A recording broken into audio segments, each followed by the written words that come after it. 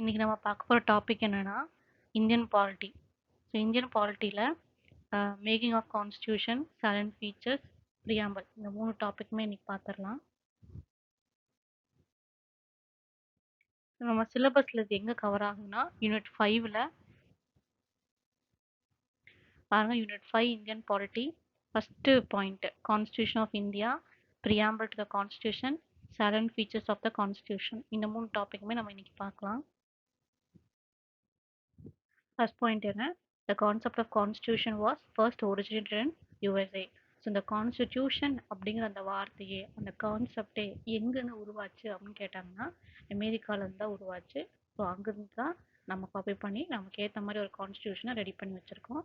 So concept of constitution எங்கே originate ஆச்சு? அமெரிக்காவில், யூஎஸ்ஏ. இது ஒரு ப்ரீவியஸ் இயர் கொஸ்டின். ஸோ எங்கே ஆரிஜினேட் ஆச்சுன்னு கேட்பாங்க, நல்லா பார்த்துக்கோங்க. அடுத்து நீட் ஃபார் கான்ஸ்டியூஷன். கான்ஸ்டியூஷன் எதுக்கு தேவைப்படுது? கான்ஸ்டியூஷன் என்ன இருக்கும்? ஒவ்வொரு சமூகத்தினருக்கு ஏற்ற மாதிரி சில பிரின்சிபல்ஸ் இருக்கும். பொதுமக்களுக்கு ஏற்ற மாதிரி, ஸ்பெஷல் கேட்டகரிஸுக்கு ஏற்ற மாதிரி, எஜுகேஷன் குழந்தைங்களுக்கு, விமெனுக்கு, எஸ்சி எஸ்டிஸு, இந்த மாதிரி ஒவ்வொரு எல்லா பிரிவினையும் கவர் பண்ணணும். எல்லா பிரிவினரையும் கவர் பண்ணி அவங்களுக்கான நல்லது நல்லது கெட்டது எல்லாமே அது இந்த ரூல்ஸ் இருக்கும். அந்த ரூல்ஸ் எல்லாத்தையுமே, இந்த பிரின்சிபல்ஸ், ரூல்ஸ், இது எல்லாத்தையுமே சொல்றது இந்த constitution. So it tells us the fundamental nature of the society. இப்போ 2 point. It puts down certain principles that form the basis of any kind of state that we as citizens desire to live in. So இந்த பிரின்சிபல்ஸ்லாம் நம்ம follow பண்ணோம்னா Indian citizens நல்லபடியாக வாழ்றதுக்கான ஒரு சூழல் இருக்கும். It tells us the fundamental nature of the society.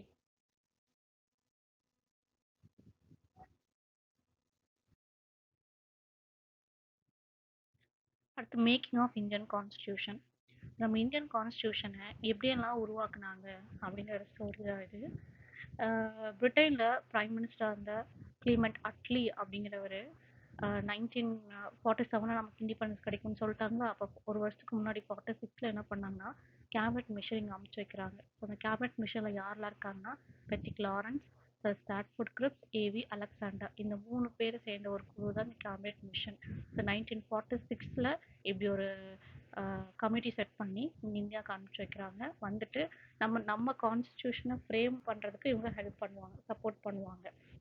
So எந்த committee?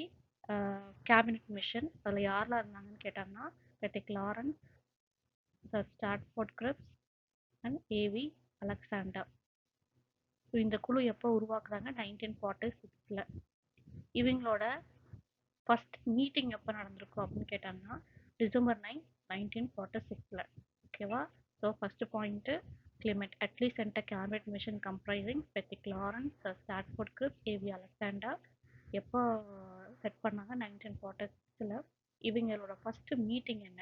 ஓகேவா? சரி, ஓகே, ஒரு கான்ஸ்டியூஷனை உருவாக்கலாம் அப்படின்னு சொல்லிட்டு ஒரு கான்ஸ்டியூண்ட் அசம்பிளியை ஃபார்ம் பண்ணி ஒரு 389 பேருக்கு ஒரு அசம்பிளியை ஃபார்ம் பண்ணி அதை என்னெல்லாம் பண்ணலான்னு சொல்லி டிஸ்கஸ் பண்ணுறதுக்காக ஒரு மீட்டிங் போடுறாங்க. ஸோ அந்த ஃபஸ்ட்டு மீட்டிங் எப்போ இருந்துச்சுன்னா December 9, 1946.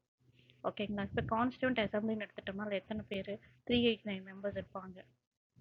ஸோ இந்த 389 மெம்பர்ஸோட ஸ்பிட் அப் பார்த்தீங்கன்னா 292 ப்ராவின்ஸ்லேருந்து, 93 ஸ்டேட்ஸ்லேருந்து, சீஃப் கமிஷனர்ஸ் ப்ரொவின்ஸ்லேருந்து 3 பேர், அப்புறம் பலுச்சிஸ்தான்லேருந்து 1. ஸோ இவங்க எல்லாரும் சேர்ந்து தான் அந்த 389 மெம்பர்ஸ் இவங்க எல்லாரும் சேர்ந்து ஒரு கான்ஸ்டியூண்ட் அசம்பிளி ஃபார்ம் பண்ணுறாங்க. இந்த பிரசிடென்ட்டோட இந்த அசம்பிளியோட பிரசிடென்ட் யாராக இருப்பாங்க அப்படின்னு பார்த்தோம்னா வயசில் மூத்தவரான பெரியவரான டாக்டர் சச்சிதானந்த சின்ஹா அப்படிங்கிறவர் தான். இவர் தான் ஓல்டஸ்ட் மெம்பர். இவர் தான் ஒரு டெம்பரரி பிரசிடெண்ட்டாக எலக்ட் பண்ணி வச்சுருப்பாங்க. திடீர்னு அவருக்கு உடல்நல குறைவுனால அவர் இறந்துடுறாரு. அப்போ என்ன பண்ணுறாங்கன்னா டாக்டர் ராஜேந்திர பிரசாத்தை பிரசிடெண்ட்டாக எலெக்ட் பண்ணுறாங்க. அப்போ அவருக்கு சப்போர்ட் பண்ணுறதுக்கு வைஸ் பிரசிடெண்ட்டாக யாரை போடுறாங்க அப்படின்னு பார்த்தா 2 பேரை போடுறாங்க. யார்? ஹெச்சி முகர்ஜியும் விடி கிருஷ்ணமாச்சாரி அப்படிங்கிறவரையும் போடுறாங்க. ஓகேங்களா? ஸோ இந்த ஸ்லைடில் என்னென்ன பாயிண்ட்ஸ்லாம் பார்க்கணும். கேபினட் மிஷன் எப்போ போட்டாங்க? 1946. யாரெல்லாம் இருக்காங்க? Pethick Lawrence, Stafford grips, AV Alexander. ஓகேங்களா? இவங்களோட ஃபர்ஸ்ட் மீட்டிங் எப்போ இருந்துச்சு? December 9, 1946. 46லேயே இந்த அசம்பிளியில் எத்தனை பேர் இருக்காங்கன்னா 389 மெம்பர்ஸ் இருக்காங்க. அதோட ஸ்பிட் அப்னா 292 province, 93 states, 3 chief commissioners province, 1 Balochistan. இதில் இந்த ஊர்கள் வந்து யார் யார் எந்தெந்த ஊர்லேருந்து வந்தாங்கிற டீட்டெயில்ஸ் இருக்கும். அடுத்து பிரசிடென்ட் பார்த்தோம்னா ஃபர்ஸ்ட் அப்பாயின்மெண்ட் பிரசிடென்ட் யாருன்னா சச்சிதானந்த சின்ஹா.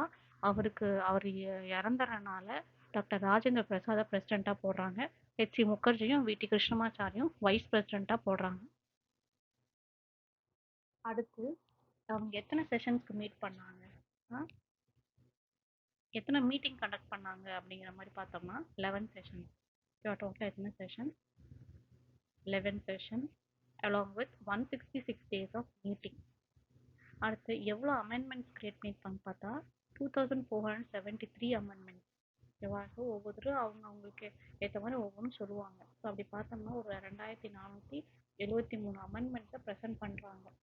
அந்த 389 பேர் சேர்ந்த குழுருக்கு பார்த்தீங்கன்னா அதில் ஒவ்வொருத்தரும் அவங்கவுங்க சைட்லேருந்து நிறைய அமெண்ட்மெண்ட்ஸ் கொடுக்குறாங்க. என்னெல்லாம் பண்ணலாம், நம்ம பெட்டர்மெண்ட் ஆஃப் இந்தியாவோட பெட்டர்மெண்ட்காக என்னெல்லாம் பண்ணலாம்னு ஒவ்வொரு அமெண்ட்மெண்ட்ஸ் கொடுக்குறாங்க.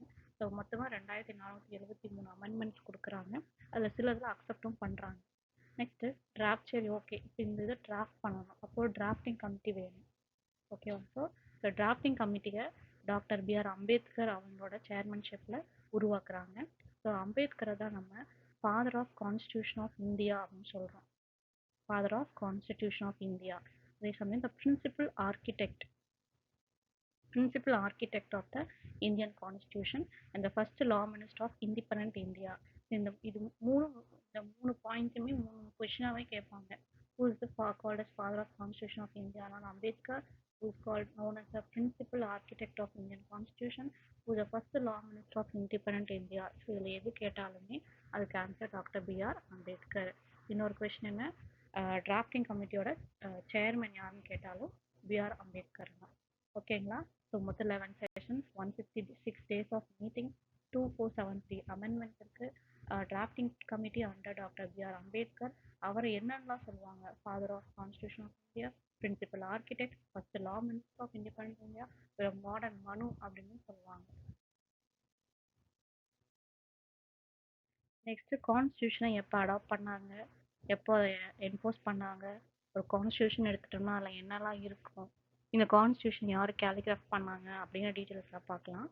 So first the constitution was first adopted on November 26, 1949. ஓகேங்களா? ஸோ நம்ம ரிப்பப்ளிக்கு முன்னாடி 1949 November 26 அப்போ இதை அடாப்ட் பண்ணுறாங்க. அடுத்து என்ஃபோர்ஸ் பண்ணது எப்போ அப்படின்னு கேட்டோம்னா டேட் பாருங்க ரெண்டுத்துக்கு ஒரே மாதிரி இருக்கும். அதே 26 தான், அந்த January 1950. ஓகேங்களா? ஸோ என்ஃபோர்ஸ் பண்ணது 26 January 1950. அதுதான் நம்மளோட ரிப்பப்ளிக் டே. ஸோ ரிப்பப்ளிக் டே அன்னைக்கு தான் இதை என்ஃபோர்ஸ் பண்ணாங்க. ஓகேங்களா? எப்போ அடாப்ட் பண்ணாங்க? முன்னாடியே November 26லேயே அடாப்ட் பண்ணியாச்சு. November 26, 1949 அடாப்ட் பண்ணியாச்சு. இதை என்ஃபோர்ஸ் பண்ணது நம்ம ரிப்பப்ளிக் டே ஆன 26 January 1915 அப்போ இந்த கான்ஸ்டியூஷனை என்ஃபோர்ஸ் பண்ணாங்க. கான்ஸ்டியூஷன் எடுத்துட்டோம்னா அதில் என்னெல்லாம் இருக்கும்? ஒரு ப்ரியாம்பிள் இருக்கும். ஓகேங்களா? ஒரு ப்ரியாம்பிள் இருக்கும். அதில் 22 பார்ட்ஸ் இருக்கும், 395 ஆர்டிகல்ஸ் இருக்குது, 8 ஸ்கெடியூல்ஸ் இருக்குது. இப்போ நிறைய சேஞ்ச் ஆகிடுச்சு. பட் இது கான்ஸ்டியூஷனை ரெடி பண்ணும்போது அந்த ஸ்டார்டிங்கில் ஒரு preamble, 22 parts, 395 articles and 8 schedules இருந்தது. இது கேலிகிராஃப் பண்ணது யார்? இதை நம்ம கான்ஸ்டியூஷனை எல்லாமே எழுதிடுவோம், பட் அதை ஒரு ஒழுங்குபடுத்தி அழகாக ஒரு டெக்கரேட் பண்ணி கொண்டு வர்றது யார் அப்படின்னு பார்த்தோம்னா பிரேம் பிஹாரி நரேன் ரைசடா அப்படிங்கிறவர் தான். ஸோ பிரேம் பிஹாரி நரேன் ரைசடாங்கிறவர் தான் நம்ம கான்ஸ்டியூஷனை கேலிகிராஃப் பண்ணார், அழகுபடுத்தினார். ஒரிஜினலான கான்ஸ்டியூஷன் இவர் கையாலே எழுதியிருக்காரு, hand written by him, italic style. ஓகேங்களா? இட்டாலிக் ஸ்டைலில் அவர் கையாலேயே ஹேண்ட் ரிட்டன் பண்ணியிருக்காரு நம்ம ஒரிஜினல் கான்ஸ்டியூஷன்.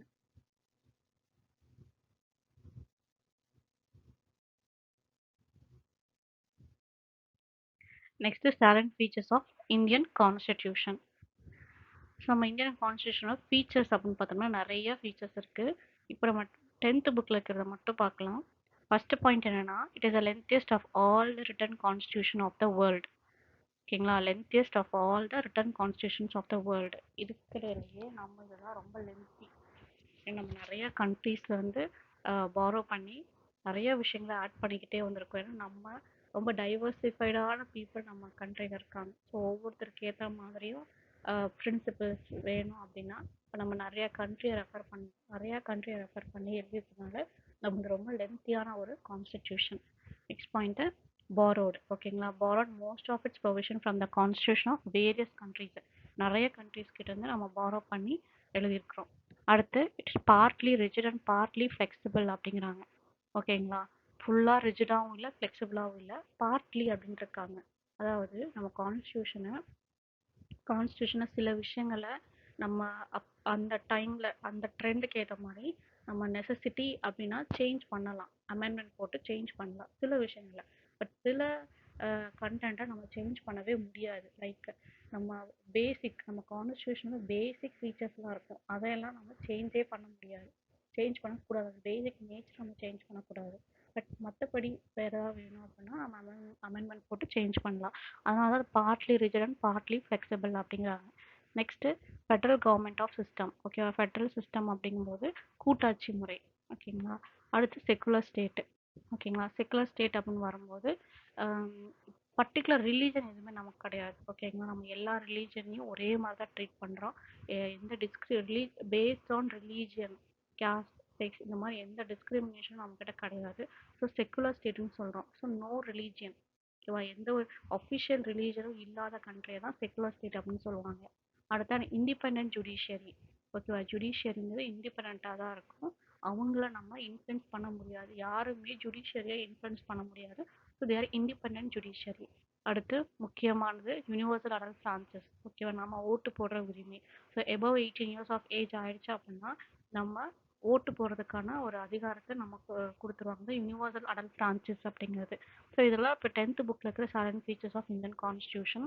நெக்ஸ்ட்டு இன்னும் வேறு என்னெல்லாம் இருக்குது அப்படிங்கிறத நான் இன்னொரு வீடியோவில் உங்களுக்கு சொல்கிறேன்.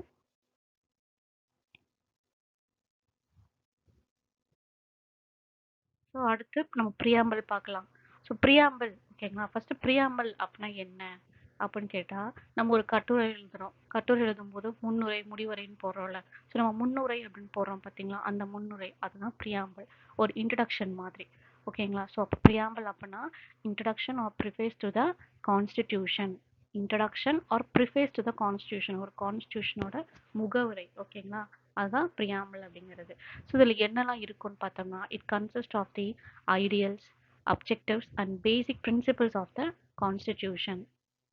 சரிங்களா, ஸோ நம்ம இந்த ப்ரியாம்பிள் என்னன்னு சொல்கிறாங்கன்னா கீ டு த கான்ஸ்டியூஷன் சொல்கிறாங்க. ப்ரியாம்பிளை கீ டு கான்ஸ்டிடியூஷன். ஸோ கொஷனில் கேட்கல which is known as key to the constitution அப்படின்னு கேட்டாங்கன்னா ப்ரியாம்பிள் நீங்கள் எழுதணும்.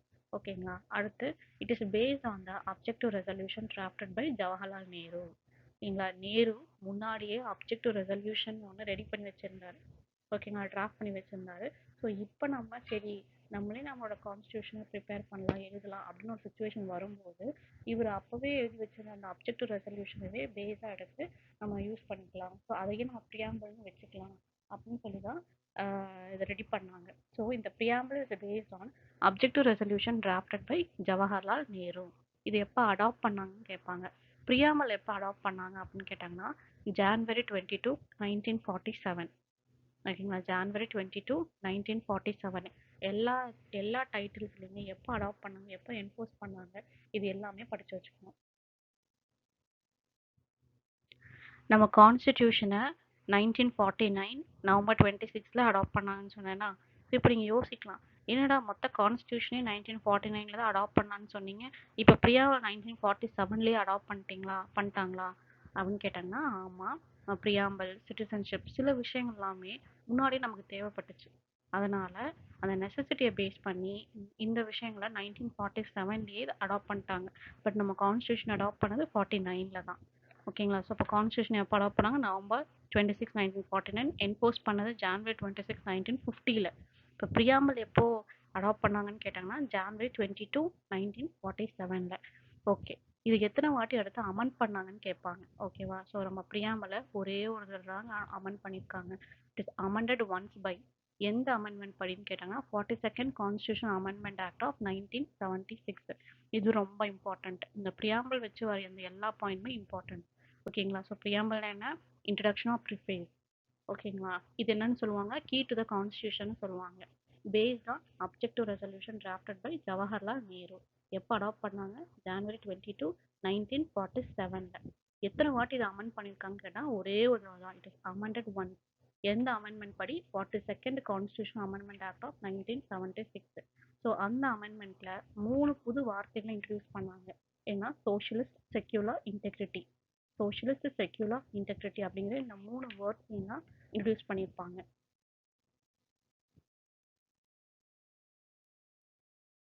People of India the source of a constitution. ஓகேங்களா? ஸோ நம்ம கான்ஸ்டியூஷனோட சோர்ஸ் யாரு அப்படின்னு கேட்டாங்கன்னா நம்ம தான், பீப்புள் ஆஃப் இந்தியா தான். ஏன்னா இந்த ப்ரியாம்பிள் ஸ்டார்ட் ஆகும்போது எப்படி ஸ்டார்ட் ஆகும்னா we the people of India அப்படின்னு தான் ஸ்டார்ட் ஆகும். அதனால இதோட சோர்ஸ் யாருன்னு கேட்டால் நம்ம தான், த பீப்புள் ஆஃப் இந்தியா. ஓகேங்களா? அடுத்து இந்த ப்ரியாம்பிள் என்னெல்லாம் இருக்கு? So the preamble of a constitution states that India is a sovereign, socialist, secular, democratic republic. இந்த sovereign, socialist, secular, democratic republic இந்த 5 விஷயங்களும் இந்த ப்ரியாம்பிள்குள்ள இருக்கு. இது என்ன பண்ணுதுன்னா நம்ம எல்லா இந்தியன் சிட்டிசன்ஸோட, ஓகேவா, நம்ம சிட்டிசன்ஸோட சோஷியல், எக்கனாமிக், பொலிட்டிக்கல் ஜஸ்டிஸ் இது எல்லாத்தையுமே செக்யூர் பண்ணுது. அடுத்து லிபர்ட்டி, ஈக்குவலிட்டி, ஃப்ரெட்டர்னிட்டி இந்த 3 வார்த்தைகளும், இந்த லிபர்ட்டி, ஈக்குவாலிட்டி, ஃப்ரெட்டர்னிட்டி அப்படிங்கிறது எல்லாமே நம்ம பிரெஞ்சு ரெவல்யூஷன்லேருந்து நம்ம எடுத்திருக்கோம். ஓகேவா? இதுவும் நம்ம ப்ரியாம்பல்ல இருக்கிற ஒரு விஷயம்தான்.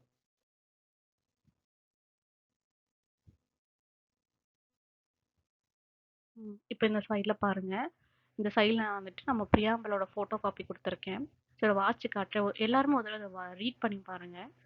We the people of India, having solemnly resolved to constitute India into a sovereign, socialist, secular, democratic republic, and to secure to all its citizens justice, social, economic, and political, liberty of thought, expression, belief, faith, and worship, equality of status and of opportunity, and to promote among them all, fraternity, assuring the dignity of the individual and the unity and integrity of the nation. In our Constituent Assembly, this 26th day of November 1949, do hereby adopt, enact, and give to ourselves this Constitution.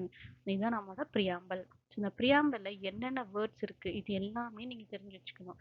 சாவரன்னா என்ன, சோஷியலிஸ்ட்னா என்ன, செக்குலர்னா என்ன, democratic என்ன, republic என்ன, இந்த எல்லா வேர்ட்ஸையுமே நீங்க பார்த்து வச்சுக்கணும். ஸோ இதுல இருந்து என்ன கொஸ்டின் கேட்கலாம் அப்படின்னா, ஃபர்ஸ்ட் கொஸ்டின் சோர்ஸ்.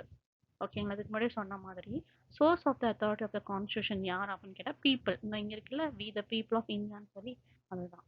நேச்சர், நம்ம இந்தியன் ஸ்டேட்டோட நேச்சர் என்ன அப்படின்னு கேட்டால் sovereign, socialist, secular, democratic and republic இதெல்லாம் தான். அப்ஜெக்டிவ்ஸ் அப்படின்னு கேட்டாங்கன்னா கீழே இருக்கிற அந்த ஜஸ்டிஸ், லிபர்ட்டி, ஈக்குவலிட்டி, ஃப்ராட்டர்னிட்டி இது எல்லாமே அவங்களோட அப்ஜெக்டிவ்ஸ். எப்போ அடாப்ட் பண்ணாங்க அப்படிங்கிறது அதுக்கு அடுத்ததுல வர நவம்பர் 26, 1949. ஓகேங்களா? ஸோ இதில் அப்ஜெக்டிவ்ஸ் இந்த ஜஸ்டிஸ் அப்படிங்கிறது நம்ம யூஎஸ்எஸ்ஆர் கிட்டேருந்து எடுத்திருக்கோம். லிபர்ட்டி, ஈக்குவாலிட்டி அண்ட் ஃப்ராட்டர்னிட்டி அப்படிங்கிறது ஃப்ரெஞ்ச் ரெவல்யூஷன் கிட்டேருந்து எடுத்திருக்கோம். ஸோ எது நம்ம எங்கேருந்து எடுத்தோம் அப்படிங்கிறது ஒரு கிளான்ஸ் பார்த்துக்கோங்க.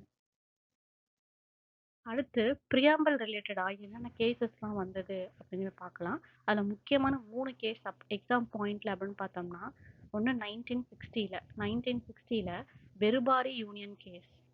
ஓகேங்களா? அடுத்து 1973ல கேஷ்வந்தா பாரதி கேஸ். அடுத்து 1995ல எல்ஐசி ஆஃப் இந்தியா கேஸ். இந்த பெருபாரி யூனியன் கேஸ்ல ப்ரியாம்பல்ங்கிறது கான்ஸ்டியூஷனோட ஒரு பார்ட்டு கிடையாதுன்னு சொல்றாங்க. ஓகேங்களா? Preamble not a part of the constitution சொல்றாங்க. அதே கேஷ்வந்தா பாரதி கேஸ்ல it is a part of the constitution அப்படின்னு சொல்றாங்க. ஓகேங்களா? இந்த இதுக்கு முன்னாடி பெருபாரி கேஸ்ல என்ன சொல்லியிருந்தாங்க, இது பிரியாம்பல்ங்கிறது கான்ஸ்டியூஷனோட பகுதியே கிடையாது, அது தனி அப்படின்ட்டாங்க. ஆனா அதை ரிஜெக்ட் பண்ற மாதிரி கேஷ்வந்தா பாரதி கேஸ்ல அப்பெல்லாம் இல்லை, பிரியாம்பலும் கான்ஸ்டிடியூஷனோட ஒரு பகுதி தான் அப்படின்னு சொல்றாங்க. அதை மேலும் கன்ஃபார்ம் பண்ற மாதிரி 1995ல எல்ஐசி ஆஃப் இந்தியா கேஸ்லயும் அதே தான் சொல்றாங்க, preamble is a part of the constitution. ஓகேங்களா? ஸோ அப்போ பெரிபார் யூனியன் கேஸில் என்ன சொன்னாங்க, நாட் அ பார்ட். மீதி 2 கேஷ்வந்தா பாரதி கேஸில் எல்ஐசி கேஸில் என்ன சொல்கிறாங்க, இட் இஸ் அ பார்ட் அப்படின்னு சொல்கிறாங்க. ஸோ 3த்தையும் குழப்பிக்காதீங்க, கரெக்டாக பார்த்துக்குங்க. Next statements by eminent personalities regarding the preamble of the Indian constitution. ஓகேங்களா? இதுவும் ரொம்ப ரொம்ப இம்பார்ட்டண்ட். ஏன்னா ஒரு ஸ்டேட்மெண்ட் கொடுத்துட்டு இது யார் சொன்னாங்க அப்படின்னு கேட்பாங்க. ஸோ ஃபர்ஸ்ட் ஸ்டேட்மெண்ட் பார்க்கலாம். So first statement identity card of the constitution அப்படின்னு சொன்னவர் யாருன்னு கேட்பாங்க. யாருன்னா என்ஏ பால்கிவாலா. ஓகேங்களா? So ID card of the constitution, identity card of the constitution அப்படின்னு யார் சொன்னாங்க, பிரியாம்பல் அப்படின்னு யார் சொன்னாங்கன்னா பால்கிவாலா. அடுத்து தி ஹோரோஸ்கோப் ஆஃப் கான்ஸ்டியூஷன். ஓகேங்களா? ஹோரோஸ்கோப் முனி அப்படின்னு ஞாபகம் வச்சுக்கோங்க, முன்ஷி. ஓகேங்களா? முனி, ஹோரோஸ்கோப் ஞாபகம் வச்சுக்கங்க. அடுத்து கீ நோட் அப்படின்னு கேட்பாங்க. Key note of the constitution சொன்னீங்க யாருன்னா Ernest Baker Parker sorry Ernest Parker. Key note of the constitution யாருன்னா ஏர்னஸ்ட் பார்க்கர். அடுத்து the preamble to our constitution expresses what we had thought or dreamt so long. thought or dreamt so long அப்படின்னு சொன்னீங்கன்னா Shri Alladi Krishnaswamy Iyer.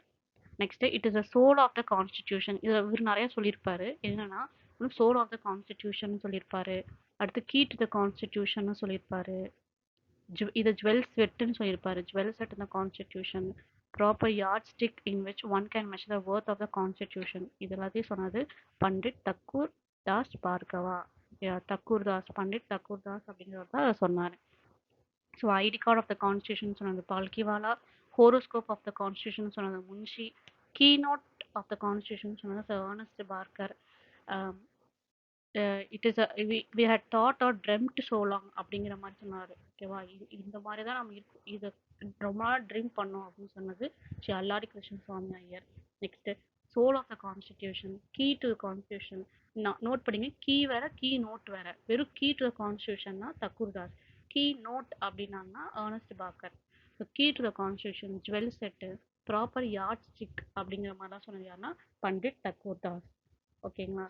So இது எல்லாத்தையுமே திருப்பி ஒரு glance read பண்ணிக்கோங்க. ஒரு ரிவிஷனுக்கு யூஸ் ஆகும். All the best for group for exam. நல்லா பண்ணுங்க.